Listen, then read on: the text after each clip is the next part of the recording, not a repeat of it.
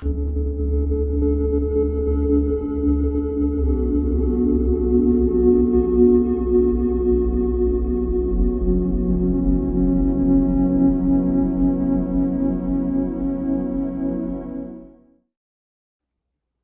hello. Welcome, everybody. This is Neil with Portal to Ascension, your host today. And I'm joined with my co-host and my best friend, Joan of Angels. How you doing today, Joan? I'm doing great. I'm really excited about our interview today. I'm excited too. And today we have an amazing guest who's going to be at the New Living Expo, and he's been doing some amazing work for quite some time. Originally, I was going to interview him myself, and then Joan had some free time and she jumped right onto it because both of us have been following his work, Joan a little more deeply, but definitely in alignment with not only the awareness that he has in regards to consciousness. I just watched his video on Sacha's Instagram just a few minutes ago about the reincarnation process and the bigger picture, but also the practicality and how do we actually make change on earth rather than keep our heads in the sky. What do we actually do to take the step-by-step process to really make the world that we know is possible? Is one thing talking about it, but is another thing doing it. So I'm excited today to have that conversation, moving it from the etheric realm into what has been done and what is going to be done. So today we have Sacha Stone with us, everybody. And Sacha is an influencer and activist who works focused on elevated consciousness, energetic sovereignty, and the transformation of planetary culture. He's the founder of New Earth Project, acts as a curator for the New Earth Festival, and leads International Tribunal for Natural Justice. He has some amazing accomplishments. As I just shared, the International Tribunal for Natural Justice, it presented itself as a planetary court grounded in natural law and natural justice, and describes as an establishment proclamation since the 14th of February in 2015.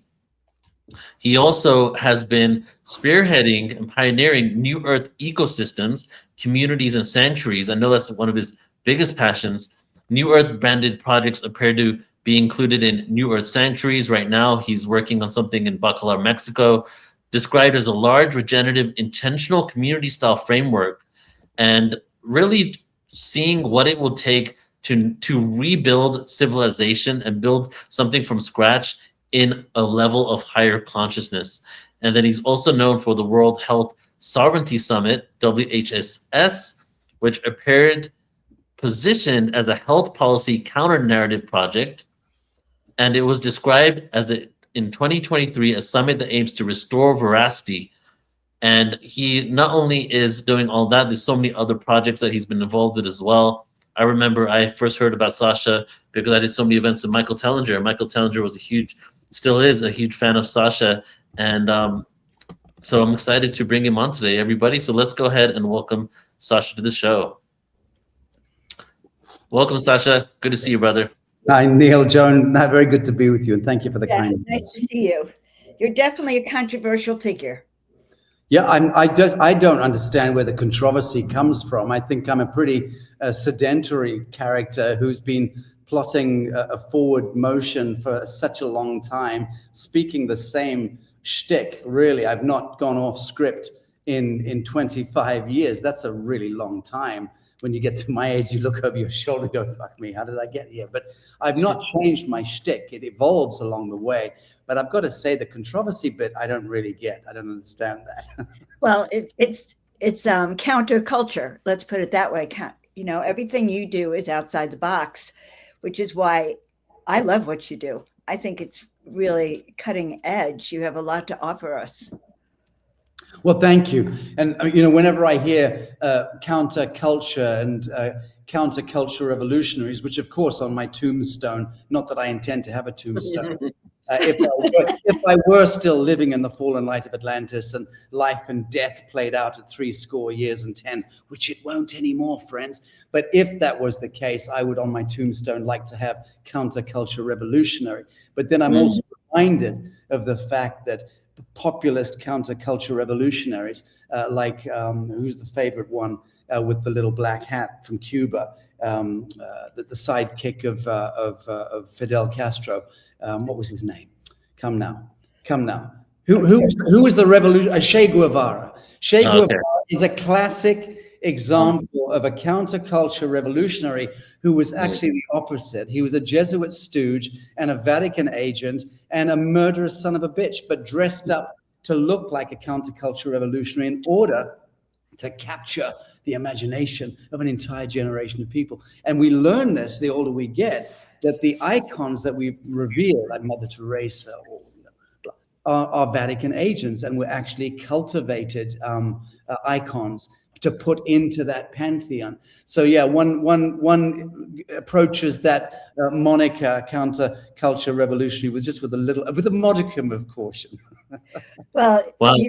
we don't see you with guns, but we see you with all the between the health vaccines, the new earth living.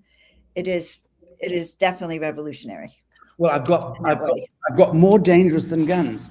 I have Hopi corn from the Hopi elders. I've got a Vajra dorj from Southeast Asia. I've got all these wonderful technologies. So many of them are on my desk here. Different crystals and Aboriginal talking sticks and this, that, and the other. Yeah, indeed. It's all about technology, fellowship, and jurisdiction. That's the algorithm right now that I'm mostly focused on. Is where does fellowship intersect with technology, intersect with jurisdiction? And that's a sweet spot. In you sharing that, how all these individuals that seem to be counterculture revolutionaries, but actually behind the scenes, they're actually creating kind of chaos and following a narrative that is actually creating more control. And it reminds me of the Yuga cycle of themes. The Kali Yuga is based on delusion, right? What's right is wrong, what's wrong is right. And then the people that are actually calling things out, they're then shunned. You can see this in archaeology, for example, when new evidence comes out that we're older than we've been told, humanity's been here for much longer, it gets ridiculed, even though that probably is the truth. So do you feel that maybe because you want to create community and move away from the structure that has been created, right, not falling into their community, and then also exposing the fact that the pharmaceutical companies and these corporations have this control that they want to exert on us for maybe nefarious reasons, those are probably the key reasons why people think you're controversial? Thank you. Good point. And thank you for correcting my own memory bank there. Of course, that makes absolute sense. And as you were speaking, I was just remembering midsummer of 2019. And I remember sitting at my home in Bali. I was just convening the inaugural World Health Sovereignty Summit. I just had 2 days before that of unifying the sultanates and the kingdoms of Southeast Asia, of Indonesia, for the first time in history, brought, I think it was 26 or 27 of the kings and the kings of kings, the paramount kings of Asia, into a unified event where they all flew into Bali, to New Earth Haven, to my home, and with their thrones and with their ceremonial dancers and their ceremonial priests and their oracles and viziers. And it was the most extraordinary spectacle anyone could ever wish to witness. It wasn't open to the press per se. We had about 1,000 people in attendance only. It was a ceremonial enactment, and it was an important piece that needed to take place. The reconvention of the blood song in the hereditary leadership of Southeast Asia, which for half a millennium has been subjugated to the same hegemony of the crown, the Babylonian priesthoods, the fiat banking system, and the desecration of modernity, which robbed the old world in Asia of its innocence and supplanted, through the Vatican conspiracy, and supplanted Catholicism and then and Islamism, and then it completely desecrated the founding culture of those people. So we had this huge event where the kings and sultans all came in. We did the enactment. It was historic beyond measure. And then the day after that, I convened the World Health Sovereignty Summit at my home. And I had Del Bigtree there. I had many of the great and good had flown in. G. Edward Griffin, the great maestro himself, Reverend Jim Humble. I had paramount chiefs. I had royalty. You name it. But we convened, and a lot of doctors and scientists. And we convened the World Health Sovereignty Summit and began calling out exactly what we saw coming. Because I had seen weaponization of the biosphere coming down the pike, and I could see that it was imminent, and that was the greatest existential threat facing us. And so Del Bigtree came in. Why? Because we were talking about vaccinations. Dane Widgington, we were talking about geoengineering. Jeffrey Smith, we were talking about genetically modified organisms. So I had the leading figures in the world in their disciplines convene that Judicial Commission of Inquiry into weaponization of the biosphere and the World Health Sovereignty Summit. And Neil, I remember that day looking into the camera, and I was so angry as I was inaugurating the Sovereignty Summit, because I felt in my blood, in the marrow in my bones, I felt what was coming, this shockwave of COVID. 6 months before anyone even heard the term COVID, calling it out on camera.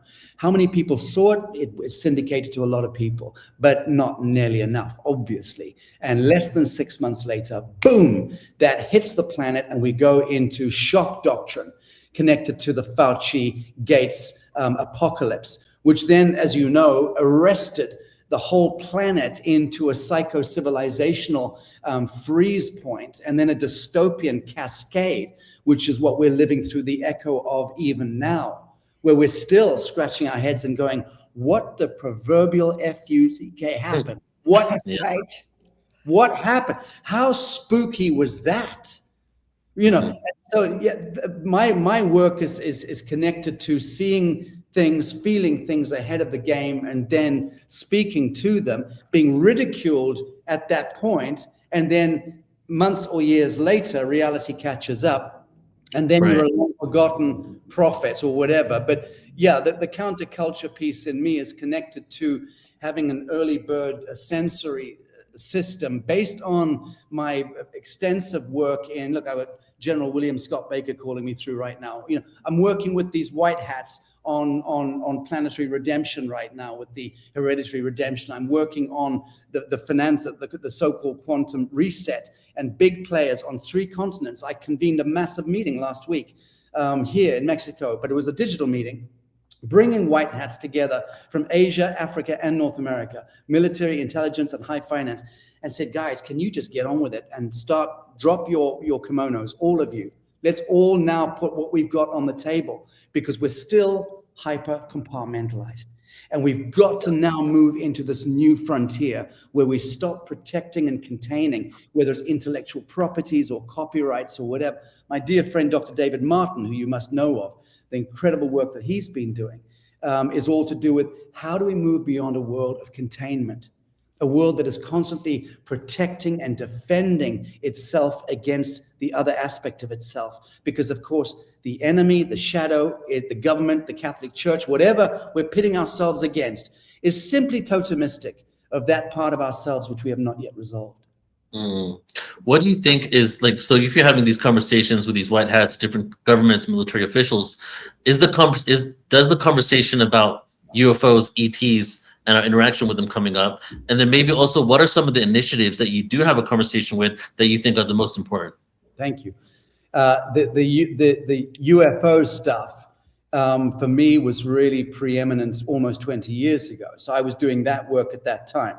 I mean, Stephen Bassett and any of the people, the real pioneers in exopolitics, that was when I was doing the work. And that was when I was hosting at my home in London, I was hosting kind of salons of these leading people, Lloyd Pye, the Crystal Skull, all the alien, all of these different, Dr. Brian, God bless him, Apollo astronaut scientist, Brian O'Leary, beloved Dr. Brian O'Leary, who was the man, an Apollo astronaut scientist, the man who was meant to lead the mission to Mars in the 1970s, which was stymied by Congress because they realized what that was going to do, what kind of can that was about to open up in the zeitgeist. So they stymied, Congress vetoed the budget, and the Mars mission was foiled late 70s. And Dr. Brian O'Leary, who was the leading astronaut scientist on that mission, Apollo mission, was furious about the fact. So he then realized that he'd been set up, that there was a front of house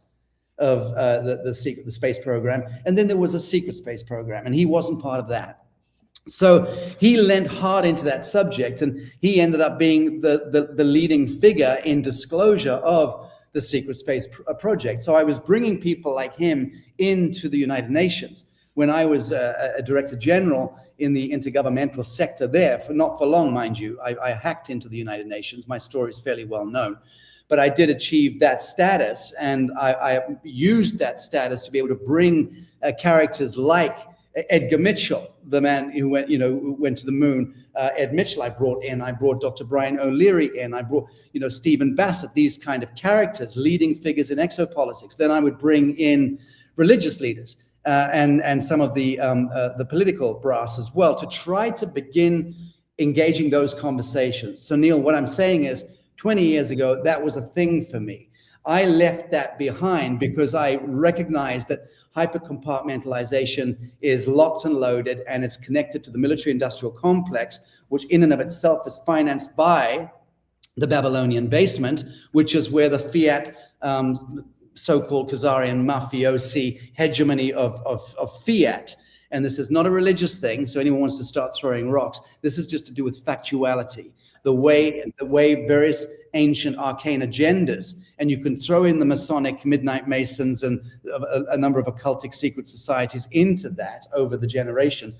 But the point is, it's a locked and loaded game, and it's deep, it's heavily financed. So I realized when I saw in the United Nations that the Clinton Global Initiative was buying out the basement of the UN, offering me money through whom? Through Chinese billionaire proxies who were working with, so there's the CCP, the Chinese Communist Party, frontiersmen who were Chinese billionaires coming to New York, able to move and fly around the world. They were interacting with the Clinton Global Initiative, which is the Clintons, hardcore, and that kind of alternative Davos that the CGI used to represent 20, 25 years ago. And I watched how they were literally cherry picking NGOs and IGOs that formulated the basis of the United Nations, and they were financing them, therefore compromising them, therefore owning the direction of the United Nations. So I was thinking, well, fuck me, that's clever stuff, isn't it? So it's private Sabbatean interests, meaning to say occultic, subterranean interests that are financing forward the macro agenda that then gets drip fed by the World Health Organization, by the World Trade Organization, by the international settlements. And that becomes rules, regulations, and statutory compliances. And boy, oh boy, if you don't pay attention, you go straight to prison. So that's how it works. And once I got that's how the macro politic is orchestrated. It is from the basement. It is agenda driven. It is occultic led. It is terrifying in its consequence. And when you understand the mRNA intervention element of biochemistry, of the agrochemical industries and the pharmaceutical industries connected to the Rockefeller covenant going back 100 years, when Congress was bought out by the oil and gas barons to outlaw marijuana and the derivatives of marijuana, which is the hemp industries. Prior to 1937 Marijuana Tax Act, the whole of America was growing hemp. Every farmer by law had to grow a minimum of 200 acres of hemp. Go figure. We wouldn't have had any pharmaceuticals. We wouldn't have had any plastics industries, any of the defilement of carbon pollutions. None of that would have happened in the last 75 years had Congress not been bought by the oil and gas barons, which became the petrodollar barons. So there's all of these bits and pieces make up this extraordinary orchestra of chaos that we're all living through, but actually it's being orchestrated by very slick hands in the basement. Well, you've laid out the scenario of what we're facing, or what humanity is facing, which sounds overwhelming and terrifying. Exactly.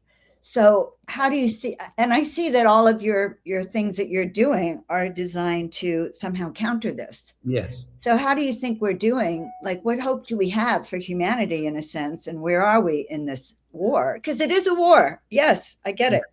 Yes. Okay. And I love this question. And the war comes down to only one vector, which if we have the courage and the consciousness and the conscience and the grace of God to acknowledge that one single vector, then everything you said is off the table, and there is no war. There never was, there never could be. And that vector comes down to me here in the now. Me, the living Son of God. you, the living daughter of God, Neil, the living son of God, mandated by God Most High, mandated in this world to shape this world, and to our my will be done. Thy will be done and my will be done are the same will if I'm in coherence with pure truth and with right action. So again, that's another algorithm, which is a very simple one, but that's what it comes down to. So how does it apply? I'll tell you how it applies. So back to technology, the Aboriginal talking sticks. This is ancient technology, which is demonstrable in a laboratory. And you could do electrography, and you could see how this works, how you can communicate to plants and trees, how you can change the weather patterns, how you can banish demonic spirits and subterranean elements in any given relationship, circumstance, situation, by understanding the true use of this technology, how that technology interacts with human DNA. That's me here now. The ancient Vajra doors with this red mercury on the inside, that is a technology. It's not a goddamn decoration. That's a technology. That piece, it used to activate using the DNA frequency of whoever held it with the red mercury in the chamber and activate plasma beams coming out of either side of it. Luke Skywalker. We're now at Star Wars territory. That's exactly what it was. This is an ancient technology of the God Kings. And you could destroy with one plasma beam, or you could create and manifest almost instantly using the other. And the conduit was the DNA of the human being. So me going into conventional coherence with Atman, with God Most High in the living moment, would activate the fractal antenna that is my DNA. That would activate the technology, and I could create or destroy things and worlds. That's how we operated. Go back to the Mahabharata and to the ancient Hindu epics. All of the mystical traditions speak to the same ancient wisdom flame. We've lost that wisdom because we've been mind-fucked, we've been reduced genetically, and we've been reduced and shamed and guilt-tripped and diminished into being lab rats and wage slaves, and operating on possibly 3.5 to 4%, my reckoning, of our capacitance as sons and daughters of God. So to get to the question that you asked, and the answer is me here now, activating what is innate, natural born, immanent, which is timelessness and fearlessness. When I understand that I need to step out of 1260 TikTok time, I need to believe that time is money. I need to stop factoring that time is money pegged to scarcity, pegged to fear of running out of water, air, life force, whatever, and age and entropy, disease, death. All of that is part of the bad dreaming. And again, that technology from the Aboriginal peoples in the first worlds in Australasia banishes the bad dreaming. You cannot dream badly when you're using the sticks and when you're cleansing. So if we understand true ancient futures, we understand the true use of technology, we understand that we and our DNA are the highest expression of technology, and that our dreaming, our capacitance to dream and imagine perfection, patterns of perfection in the world, the more of us that can engage that state of fearlessness, which is timelessness within ourselves, and project that forward, that's called morphogenesis. And the morphogenetic upshift is exactly what your expo is doing. So that's the point of the work that you guys do, is the point of the work that I'm doing. But the more conscious we become of that process, the more beautiful the journey is. So that's essentially it. There is nothing to fear out there. I don't fear government because it's a godless construct that doesn't in and of itself exist without the idiotic permissions granted by human beings who are not in their grace point and not in standing in honor with pure truth. Because if anyone fills out the forms with block black capital letters, anyone who makes the terrible erroneous mistake of signing over their babies to the state by filling out birth certificates, and God knows we've all made that mistake, but we need to stop. We need to cease and desist from taking the knee and rendering coin to Caesar. We need to cease and desist from buying into the psycho-civilization and psychocultural programming and software being installed into academia, into entertainment, into the digital spheres, into every aspect of our lives, social media and mainstream media. When we step back from the programming, reclaim the landscape of the mind, the sovereignty of our mind, and we reclaim our bodies from the kingdom of the devil. Get thee behind me, Satan. Get that injection away from me. Play no part in the synthetic molecules intervention game. Then we're getting somewhere. So clarifying my mind from the propaganda, clarifying my body and reclaiming I've never seen a doctor in my life, just so you know. And I know why I've never seen a doctor. I know why I've never seen a doctor. But and it's pig-headedness. It's absolute pig-headedness on my part, belligerence like you wouldn't believe. I absolutely refuse even the conceptual notion that I need to place this physicality into third-party intervention. Now, if I get hit by a bus and taken to a trauma center, I'll be very, very grateful for that. That's not going to happen because I'm seeing around corners at the moment, because I've also cleansed my inner lens, which is my psionic capability. And so that's the answer to the question. You're looking at the living technology. You are the living technology. I'm the living technology. Once we know it, we activate it. Thank you, brother. I'd love to now go into, I feel that you're in a great position to not only tell us what the issues were, what happened after it, but then what the solutions are, right? And so I want to go into that with the Vatican and also with healthcare in general. But first of all, you mentioned the devil, and I just want you to go ahead and just speak. What do you think the devil is? What is evil? What is negativity, in general? Thank you. The devil in that sense is an imagined construct based on the projected plasma of billions and billions of souls incarnating into this vector of so-called time-space over a very long period of time. The unrequited and unresolved aspects within ourselves, within the self of the human being, emerges into a plasma form which corrupts our capacity to dream wisely. And so the bad dreaming is fearfulness. So fear emerges out of that inverse mechanism. The innate, immanent mechanism of an angelic indigo human, which is what we foundationally are. The immanent, innate mechanism is to wake up and be fully convened with the Godhead and to know that we are emissaries of the divine in this realm, and that wherever we go, we carry the mantle, we carry the armor of God, we carry the full mandate of the Creator with us, as long as we're conducting right action in pure truth. That's it. And some things will succeed, some will fail, and that's to do with a whole bunch of other different factors. But how are you conducting yourself in the melee becomes the only issue here. So for me, every single thing always comes back to that. The devil does not exist in my realm any longer. Now, the devil did exist in my realm up until the mid-90s, when I saw a fully fledged, what you would call an imperial Draco reptilian creature. And that's a very real phenomenon that thankfully we're waking up to now. And those arcane elements have been part of the driving of the human story, the corruption of the human story.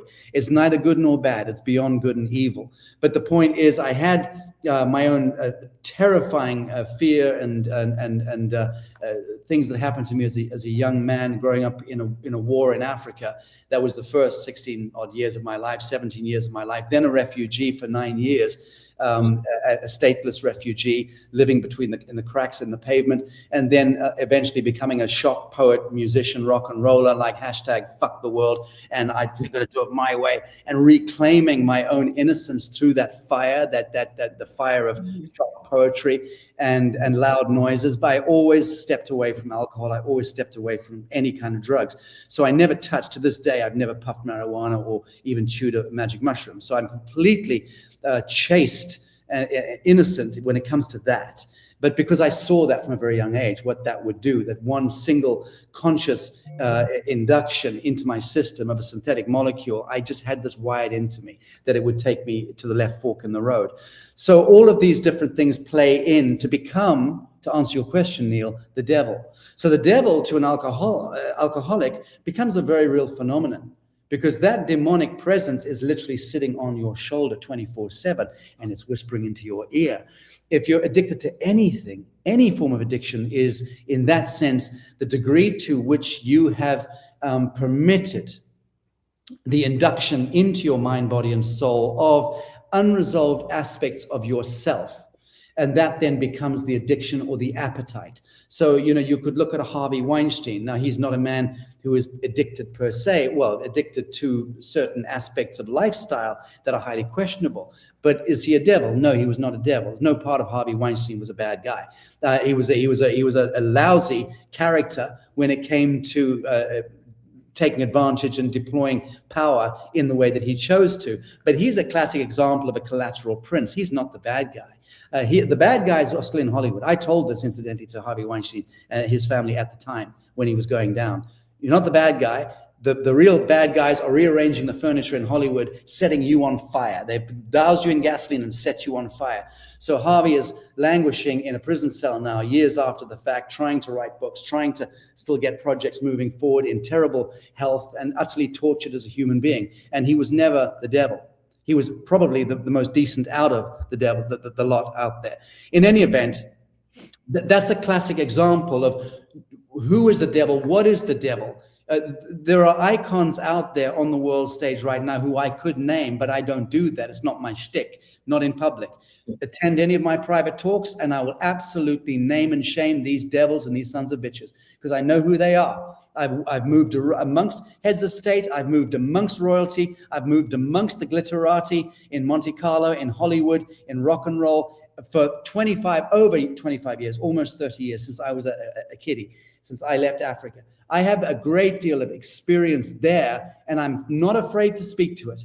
And the fact that I've never been afraid to speak truth to power, and this is getting back to the story of the devil, who or what is the devil.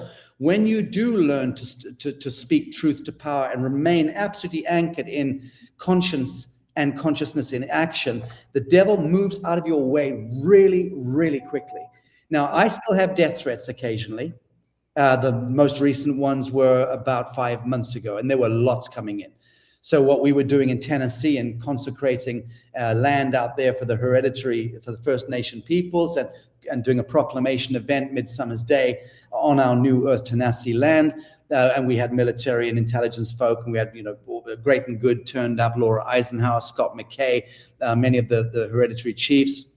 It was a powerful event, enacting and embodying and manifesting as consciousness in action, a consecration of the soil, a reconvention of the relationship between humanity and the living soil, removing the war powers, removing Washington District of Columbia, removing the municipal authorities and the statutory compliances and all that bullshit, which is all dreamt up nonsense, and retethering the land into a proclamation of full independence and autonomy as living sons and daughters of God. Now, we did that. Anyone can go and see what we did.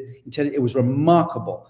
And Midsummer's Day this year, I'm planning to be back there with the team for another great unveil. But that, for instance, is how the devil leaves your landscape. He leaves your realm once you are on the front foot and dynamically enacting, embodying, and manifesting right action and pure truth.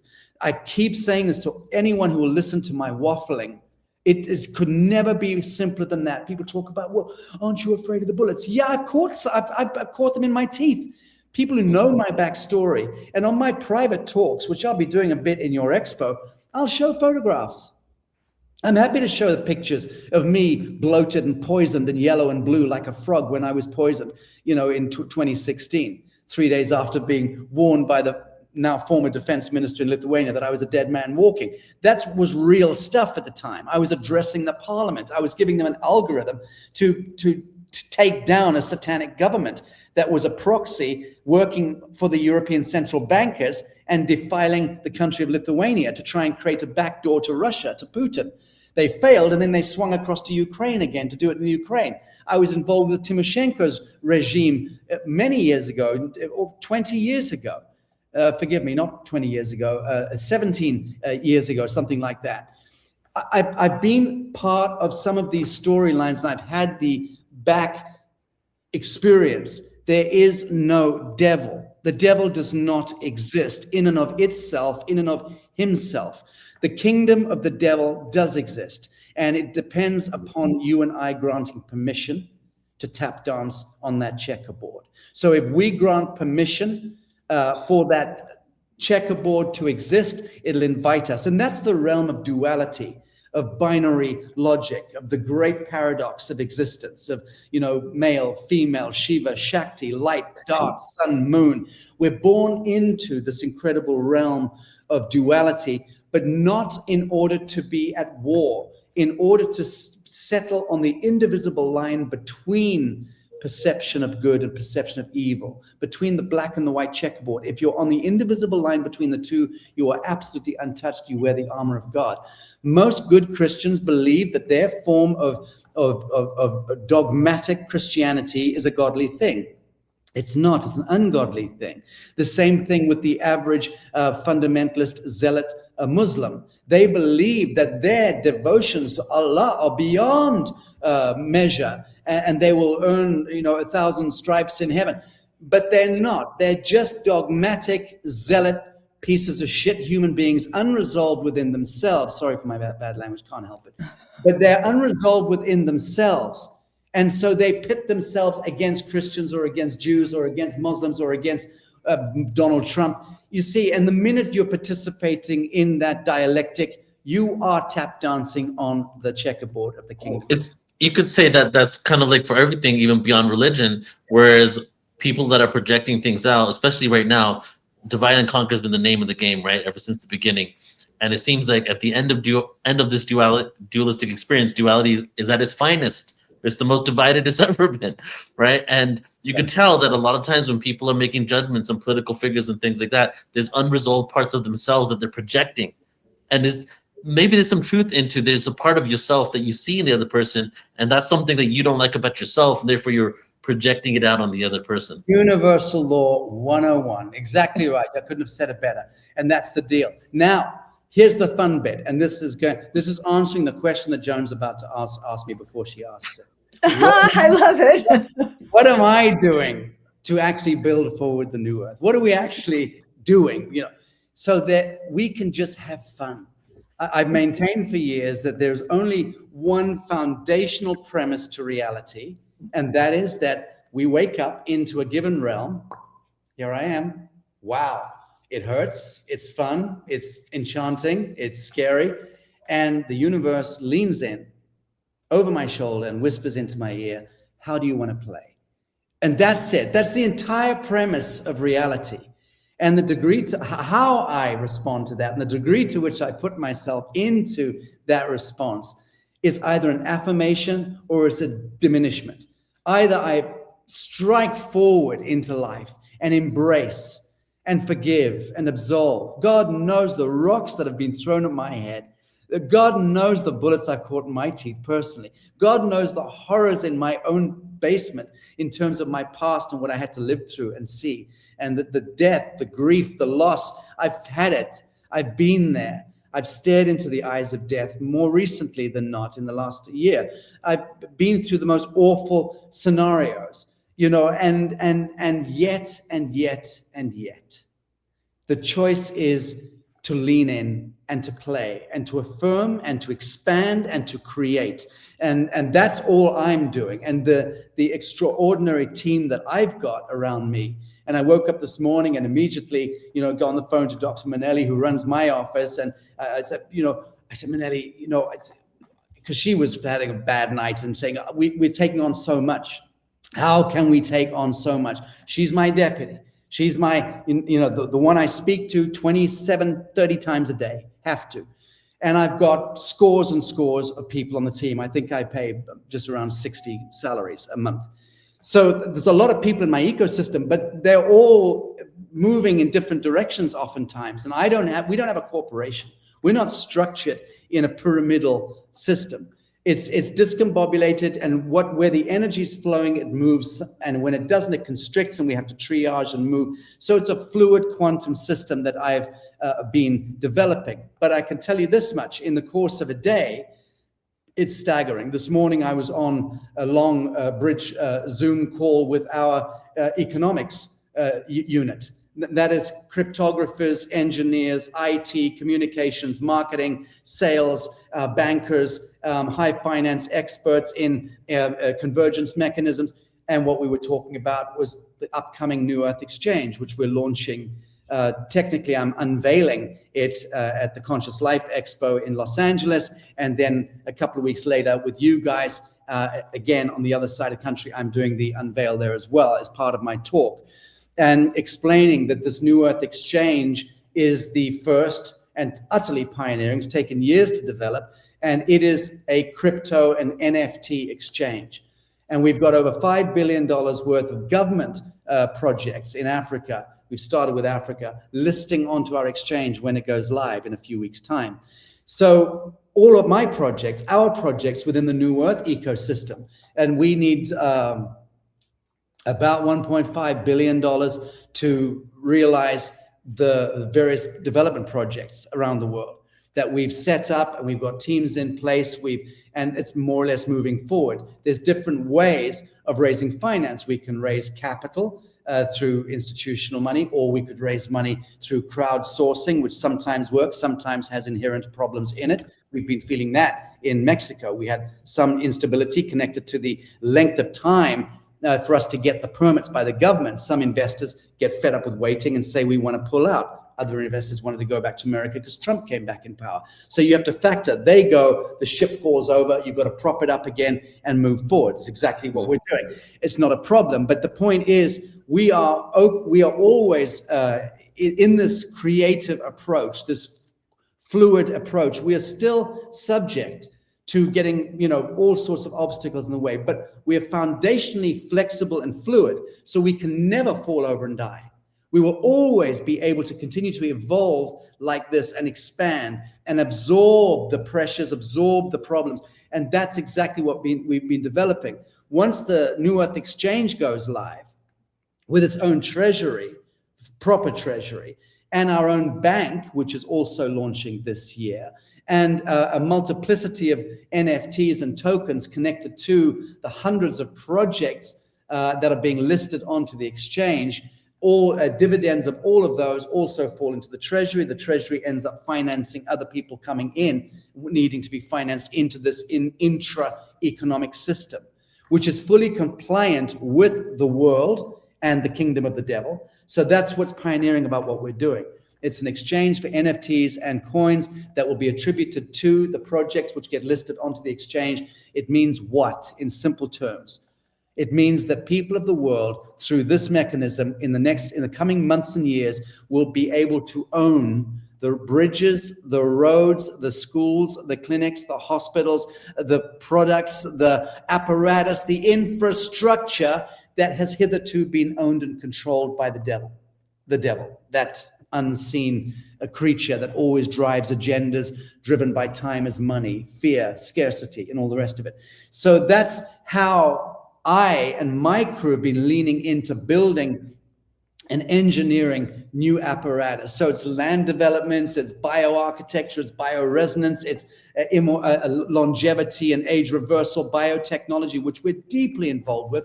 I'm just completely hogtied by legal restraints. I'm not allowed to speak to that, even although that is without a doubt the most exciting stuff that we're dealing with. Bar none, what we're dealing with scientists and medical scientists is beyond imagining. That stuff which within 24 to 36 months we will be free to speak about in the public domain, almost certainly, but it's also about to erupt elsewhere around the world. I don't know what Russia's got in the biotech basement. I don't know what China's got, but I'm assuming they're pretty much ahead of the game as well. Point being this, we are at this extraordinary precipice, which is also a vertical upshift. So it's not a precipice that we drop down. It's one that we hit, stand, look down, and then go, and then we're taken into the vertical on this. Nobody alive today needs to die. Today. You may have a terminal stage 4 cancer. You may have 3 days to live, according to popular science. and so on and so forth. And then, of course, that's a different scenario. It's difficult to retrieve people who are very far gone, but it's still possible. But people who are relatively in good health, we've arrived at that era, at that age, where if you are staying alive for the next 24, 36 months, you will live till you're 300 and way beyond. I promise you that, because the science has been with us for some time. It's with us. And people like myself and my organization are working to wrestle the control of those technologies out from the hands of those who would otherwise try to control the outcome and who still want to steer the human population according to a business model. And that business model is still connected to time is money, which it isn't. And that's where we come in. So long story short, there is a multiplicity of tremendously exciting things connected to freeing humanity up from the strictures of government, the strictures of the banking sector, the strictures of health and medical science, the strictures of academia, and even entertainment. So on all frontiers, we're going to see this epochal shift happening. And this year, 2026, is that year. Ooh. Well, that was a long answer to my unsaid question, but quite powerful. And really, what I get out of this is that, number one, it's us. We are the creators. And these are the tools that we need to learn. And it's time for many of us to really up our game a notch and really get involved and more passionate about this, because there is hope. Joan, we've got to move beyond even the word hope. Respectfully, I'm in the blessed position where you guys are kind enough to be interviewing me, so I can say what the hell I like. And I'm going to say this clearly. We should not even be using the word hope any longer. We need to now sit with it and transmute it into something else. Hope, faith, and trust are not helpful to our ascension. They are not helpful to our enlightenment. They are non-affirmative. They are suspended. I understand the benevolent and the benign sense of the word hope and trust and faith. Of course, I understand that. But I'm saying that in real terms, we don't need to have trust any longer. We need to know. Yeah. We don't need to have faith any longer. We need to have knowing and being. And that needs to convene inside of us. So hope, faith, and trust be damned. As far as I'm concerned, I know what I know, what I know. I see what I see, what I see. Unlike those ghastly woke liberals on the east and west coast of the United States, God forgive them for their eternal crime against humanity. But I need to see and touch and smell things to know that they're real. And not be informed and told what is politic or what is proper, what is, So we just need to get back into relationship with self, get back into our sensory experience of life. What do we see? What do we touch? What can we smell? What can we feel? Get barefoot again. Go and connect with nature. Go and embrace everything that presents itself on your screen of life is there as a perfect totem in the living moment. And when we can get back into that, then our psionic intelligence opens up. And that's our God radar. And the psionic intelligence, the more that activates within us, it interconnects us to the empathic wave that comes off the human heart. An actualized human heart extends a waveform that can traverse the entire known universe. That is mathematics. That is fractality, torsion mechanics, and scalar wave mechanics. We know this in science and mathematics. Now we need to embody it. So my capacity to be out of fear and out of this fiction of time in my mind and in the state of now and of bliss and of how can I create, manifest, affirm, expand, explore. That should be all that we're infused with in this world. We shouldn't be sitting around on endless podcasts complaining about the status quo and talking about, who's got it right on which side of the aisle. That's part of the game, the dialectic that my beloved brother and friend David Icke has been warning the world about for over 30 years. Don't get involved in the dialectic. Beyond a certain point, just go out every day and put yourself into creating and expanding. I mean, what's upcoming with your expo is going to be one of those extraordinary venues that is bringing in this incredible pantheon of influences and icons and people at the frontier of consciousness and thought leadership. That's exciting. That's That's creativity. I'm only interested in that. But hope, trust, faith, be damned. I love it. Thank you so much for sharing that.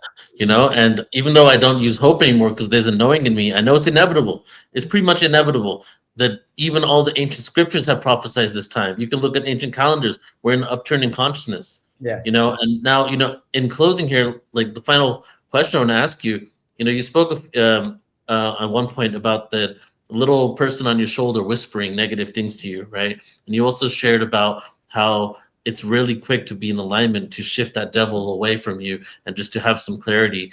And now if we look at the collective world, a lot of people aren't in this know. There's a lot of people still deeply rooted in religion. So what do you see for the future of humanity on the mass scale with all the collectives of people that are still in the deep slumber? And do we even look at it in that way? Or what needs to happen, or what is going to happen that can shift people to getting more of an understanding of connecting with our environment, connecting with nature, and connecting with each other? In a sense, nothing that I say is going to matter in answer to that question, because people who have failed at this time to bifurcate themselves into the right fork in the road as opposed to the left fork in the road are foundationally beyond redemption. But I said the same thing 4 years ago. And it connected to the whole kind of COVIDiacy talk that was going on. And I was very much involved in that for many years. So people who've made a choice already to continue to peg their ideas of reality to time, to money, and to fear will ultimately be pulled by the laws of entropy, which they are worshipping by virtue of their low frequency plasma attention, where they're directing their plasma toward fear, time, and money, is by definition low frequency. And that is what equates to war economy, to scarcity, to disease, to death. We program death into our own DNA by wishing each other happy birthday. So because we're still in happy birthday and happy anniversary, happy this, happy that, we're still segmenting ourselves and compartmentalizing ourselves into vectors of time. And that's a stupid thing to do. Any enlightened avatar can see the folly of that. Any enlightened extraterrestrial from Pleiades or Alpha Centauri or Andromeda would look and laugh at that and say, what the fuck are you people doing? You can't wish each other happy day on a given day because it happened 365 days ago, going back to the moment of your inception. That's a travesty that you're compartmentalizing your limitless value as a child of God into these discrete units of time, which is a fiction. And then as you're continuously wishing each other happy birthday, you're aware of the fact that you're getting older, and older means scarcity. Scarcity means entropy. Entropy means dis-ease and death. So we are literally programming dis-ease and death into ourselves by adhering to the fiction of time as a psychocultural obsession. That needs to stop. It just needs to end, because the minute the group plasma, the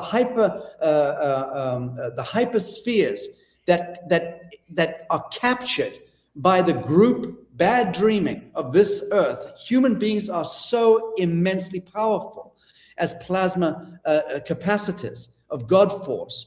We can power up an entire sun, a single human body. It's known we can do that. We've got billions and billions of souls. It's like having billions and billions of solar systems composited and compressed into this world, this earth plane, and then cast into the void. We've got to work out a lot of stuff. There's billions and billions and billions of interweaving, interbraiding souls and incarnations. But the net result is a group plasma projection of the groupthink. And that is keeping us back. And what is holding us into that captivation is time, the idea of time.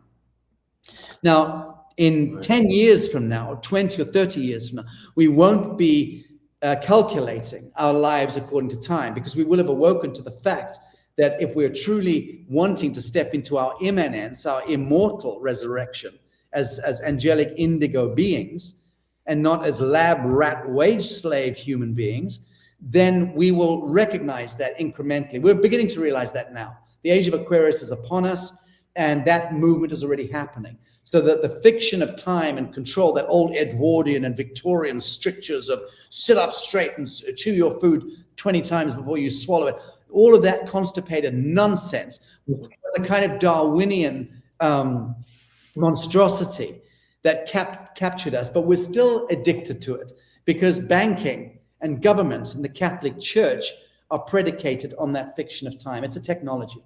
So I'm just suggesting we've got to evolve beyond it entirely. And in my life, I've already done that.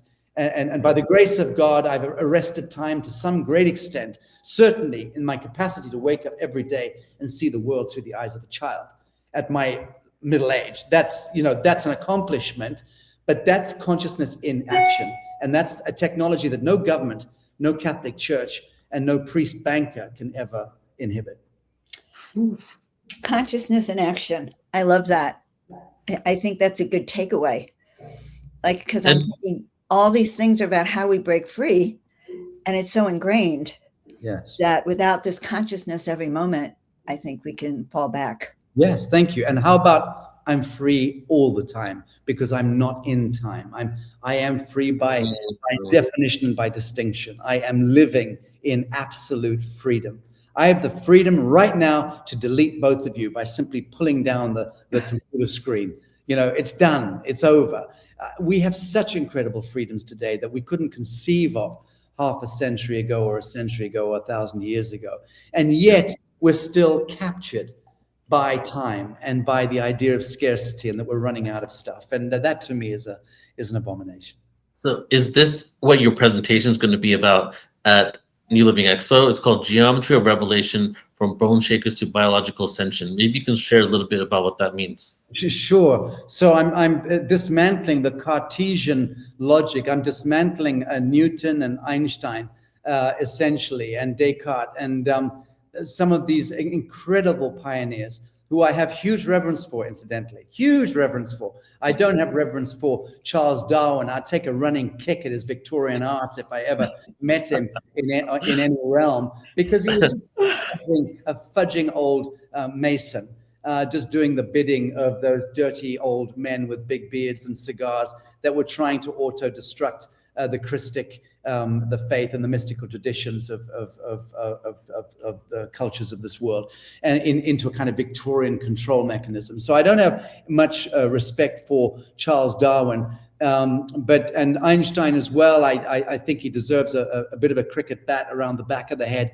for what he did with Oppenheimer in really constructing the atomic bomb, because that we can thank Einstein and Oppenheimer for, and that's unforgivable.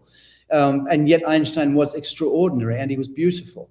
And Descartes similarly. And all of these historical figures have just brought remarkable bounty, but they were also trapped in old strictures. And it's time now for us to move entirely beyond it. I'll give you a little example here of exactly how this plays out into people who are watching this interview.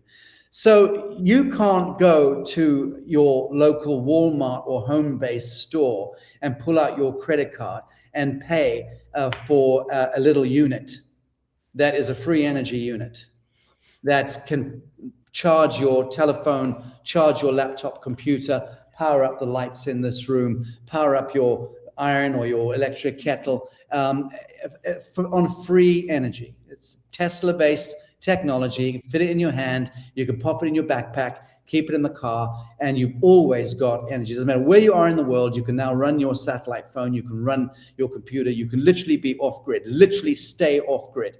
You can bundle those together and create enough to power up a big house. So that's, for instance, real technology that's with us today. I know because we've been incubating it in-house. It's a new earth technology, and we're going to be coming out with that, listing it on the exchange.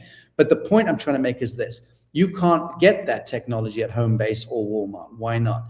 I know the family that own Walmart. I've been to their home in Scottsdale as their guest. They've been to my home in Bali. I have a pretty famous palace out there.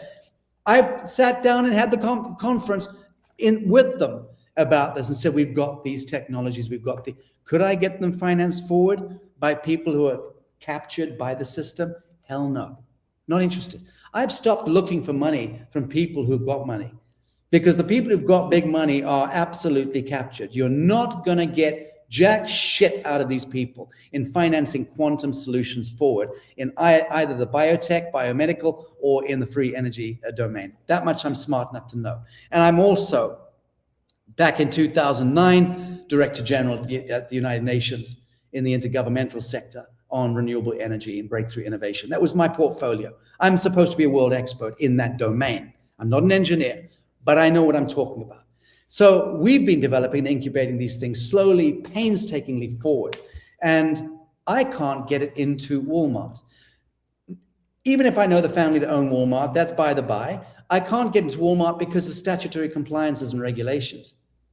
Do you have the CE certifications or the UL certifications? No, go and get them. Right, so you take your technology and try and get the CE certifications or the UL certifications, and they look at it and go, have you got a patent? Go to the patent office. You got to go to the patent office, which just takes your invention and gives it to the Chinese behind your back, just so you know, through the Rothschild. So the point is, it's all a rigged game. The patent office is a catchment house of stealing technology at the front end and trading it to the devil so that they can then gazump you anyway in the marketplace in 3 years or 3 months' time. So that's a savvy little game. But you can't get your little product onto the shelf anyway because you can't get the CE or UL certificate because your science does not conform to Newtonian physics. You get it? Genius. Yeah. Genius. Yeah. So a dead man centuries ago determines whether or not you can get your product to the marketplace because it's such an insanity. And yet that's what statutory compliance does. That's why I say the only, and by all means delete this, but the only mantra that we should all be screaming from the rooftops is hashtag fuck the government, because government does not serve human beings. I say this to world leaders. I sit down with them. I have a potty mouth in front of them. Say, how dare you pretend at leadership? I know what you do when you go into the bathroom, look at the bathroom mirror in the morning, Your Excellency. I know what you feel, that you're terrified. I've been there. I know what it is to carry responsibility and to carry, expectations, institutional expectations. But the point is, are you doing something to serve humanity or not? Every single bureaucrat and technocrat working in the system that is maintaining the statutory compliances, the certifications, the registrations, they are all part of the kingdom of the devil, and they bloody well know it. And that's why I can't get our New Earth free energy technology onto a shelf for anyone to buy. So the only way I can do it is by but you try to do that on your own. They'll send in the black helicopters, they'll send in the military, they'll come and snatch the technology away from you if they think it's a state threat or a security threat, because there's all sorts of other things now you're dealing with. Not statutory compliances, now this is top secret shit. Again, you get into that weirdness. And I've done over 20 years of this work with scientists and engineers who've been dodging bullets in this domain. And I've been dodging bullets there. So no, not that either, because they're also going to come at you. That was what evolved in me to understanding we have to create jurisdiction. That was why I set up the International Tribunal 10 years ago for natural justice. That is why we set up the law commissions. That's why we set up the judicial commissions of inquiry. That's why I've evolved slowly, because I'm stupid, toward understanding what jurisdiction is. And now I'm blessed to be working with the best in the world. And we've created that jurisdiction. It's a corporation soul, a superstructure of a multiplicity of universal, irrevocable trusts, all nested into each other, just like the Catholic Church. Wow. Taking the model of the Vatican City and of the Basels, the City of London in England, and Washington District of Columbia, Basel, Switzerland. These are all privately owned principalities. Corporation souls with the Pope in control and who writes the law. So you're looking at the presiding elder of the New Earth Nation Coalition. So that is a real jurisdiction that exists, that is impenetrable by any government or by any, flyover and all the rest of it. Mind you, Trump makes the rules up as he goes along, God bless him. So one's not really safe dealing with him because he doesn't pay attention to any of the rules. But the point I'm trying to make is jurisdiction is paramount. We've created that jurisdiction. Now, people coming into the diocese, becoming the flock, so to speak, in the diocese, are private members, operating within a private members association, but it's an ecclesiastically protected one. So we operate transnationally. So I'm going into to Rome later this year, ostensibly to meet with the Pope, and we'll see how that plays out. And I will be going in as State Department to State Department. So Right. when I do that later this year, and that's already in motion. But when that happens, I'm going to be proving a point. I have to have a meeting for some very good reason, which will be made clear after the fact. But we're going in State Department to State Department, and that's how you do it. That's how I'm protecting scientists and doctors and engineers now, because we can set up a ministry of agriculture to do our hemp farming. We can set up Ministry of Health, which we're doing right now, to protect the biotech, and then the minister can be the scientist or the doctor or the engineer, and then they can get diplomatic passage that way and protections that way. So there are ways and ways. I don't want to give away too many secrets just on a broadcast. Yeah. There are ways and ways of understanding it. We've understood it. We've implemented it. We have jurisdiction. We have technology. And we have fellowship, which is way above the other two, way more important than technology or jurisdiction. But that trifecta coming in together is impenetrable and is unstoppable. And that's the new Earth horizon that I and many, many thousands of others in our movement are helping to That's beautiful, man. Yeah, I can see that since you've been in this role for so long, you've kind of figured out an equation on how to implement this in a way where it doesn't get shut down. You know, you probably a lot of trial and error in the process. Beyond, you can't imagine how much trial and error. And as those who know me know, the single most important thing is stamina, because things happen. Sometimes curveballs happen, and you get hit sideways, and you're supposed to collapse. You're supposed to file for bankruptcy. You're supposed to collapse and fall victim and run for your mother's tit or to the Maldives to try and escape. But I don't do any of that. I'm built to wake up in the morning, throw myself in, and start to Just keep going. Yeah, well, not just keep going, but having learned so much from what's just occurred. Yeah, and I think that's creative impetus. You know, beautiful. Also, you have 300 years to implement this. Well, exactly, Joan, and that certainly helps, doesn't it? That's a good one. Oh. I love that. I've been telling everyone I'm going to live at least to 150. So this is great news. There we go. I can guarantee you that, Joan. When I see you at the expo, I'll sit down with you guys in a private room, and I'll let you in on some of the secrets. Oh my gosh, we would look forward to that so much. You're on. When I was a kid, I remember around 6-7 years old, I used to think that I was going to live till 300. So it's interesting you said that age, because ever since that age, I've just felt it, you know? And now, like, I do feel that we have the technology and the know-how in order to be able to live that long, right? And ultimately, there's so many technologies that are suppressed, but it's getting to a point where they can't cover this stuff up anymore. There's more and more people waking up. They can't, because they were always us.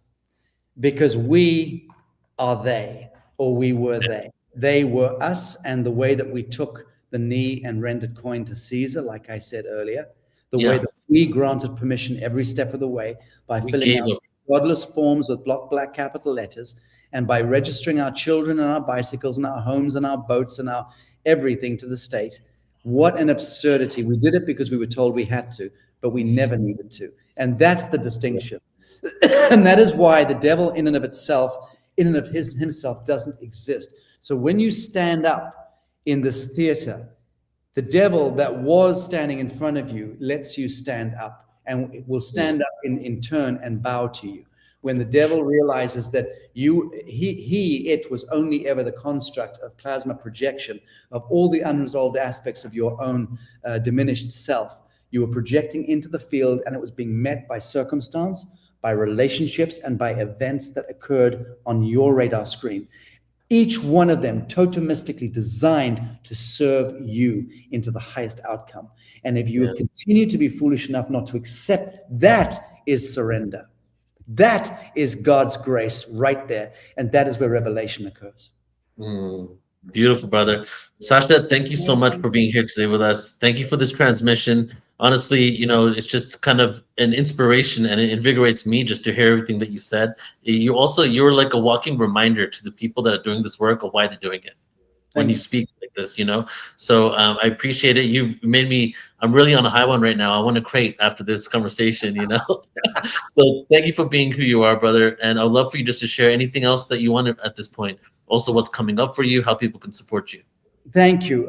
Just everything that I'm working on with our various teams in Africa, in Asia, in North America, and to some extent the Middle East. I'm not operating in Europe right now. I've stepped away from that playground. We have no projects or initiatives underway in Europe at this time, but I'm dealing in Central and North America, in throughout Asia and in Africa, and all that stuff I'm going to be speaking to at your event at great length. So I'm looking forward to that. We're Yeah, I'm really looking forward looking to meeting you, forward to brother. having you there too. And this has been a great conversation, Sasha. You really have shown me exactly how I've been captured by the system, the little places I've broken free, but you've inspired me tremendously. Thank you, Joe. And I remind myself every day, because this is a soliloquy I have Mhm. also, it's the hand clap, and we've got to just keep doing that to ourselves and remembering our immanence and our immeasurable beauty and our immeasurable dignity and our immeasurable grace. Thank you both. Thank you, You're doing man. And great thank you for work. being a walking reminder of that. You are a walking reminder. And I'm excited to, we're going to have you at New Living Expo, but I'll be seeing you at Conscious Life Expo. And we have an interview set up there too. So I'll be seeing you pretty soon. Great. See you then. Bye-bye. God bless Take you. care, brother. Bye. Bye there. Oh my God, Neil. Oh, we haven't ended the recording. No, keep the recording going. I mean, that was amazing. Leave it, drop in the comments how you felt about that transmission. But that was my first time connecting with Sasha on that level. And as I shared, like it just really inspired me. I And thought that was great. I thought the questions were great. yeah, It really woke me up though to the fact that there's so many levels of awakening, and I've been reading now more about the words we use and how we've been captured by our dictionary, by our languaging, and we're right, captured right, in right. so many ways that it's hard to even recognize it. And that's I think one of the things I'm coming away with. It was a really full circle interview because I even including when he said the devil, I wanted to dive deep into that because oftentimes things are said that actually mean so much more than what we've actually labeled that as, right? So many people have come into this community. They have they're recovering from being in some religious family or something like that, and they hear the devil and they move away from that. But understanding what that energy means on a bigger level, and he was explaining is this personified energy, parts of ourselves that are unresolved, right? Right. So I thought it was important for us to speak about what that is, and then how the unresolved parts of ourselves are acting out within our projections that we're then having issues with, when it comes to politics and all these different things. And how do we get to a place where we can heal that? Another really important part was that he kind of made me realize maybe we should drop the conversation about how do we heal everyone, right? How does everybody else shift? How do they start realizing the truth of who they are, to the fact that some people are just going to make the choice. They're going to make the choice to stay a part of the system. The only Some thing that people we have already made that have choice. made that choice. Yeah, some people are deep in it right now.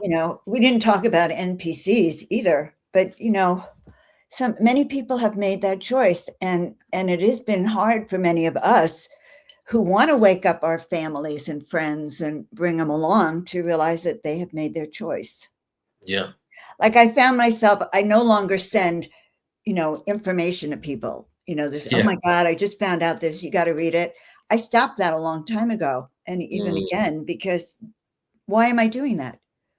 I Yeah. care, but they don't.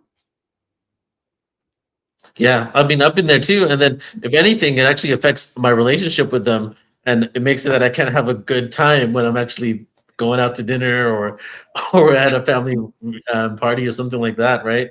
So Right. you share your truth on some level, but the ultimate thing, But when you it can't. comes to like, but when it comes to like the truth of like the system, the matrix, the corruption, the control, maybe not. But when it comes to these tools about how you use your breath, breathe, reflect, not project, those are things that people can accept. And those are things that people maybe just need to hear a little bit of. So those are the conversations that you can tend to have Right. with people in your family, right? Good And point. that's what really matters. Like, it's not like there's going to be people that are devout Christians that are still ascending on this planet, because some of the nicest people that I met, right, seem to also be religious. You know, sometimes I've met some straight up assholes that are consider themselves spiritual, but I met the most compassionate person that's religious, but has no judgment against me not being their religion. You know what I mean? Right, right. So that's accepting you who you are. Yeah. So like even the term for me of like who's awake and who's conscious, there's too much gray area to figure out who's conscious and not. Like just because you're into this stuff and you're aware of the matrix and different things, does it make you conscious? Or are you implementing You got the what that language, but means? Yeah. You know? he also said something really that is true. We're at a precipice.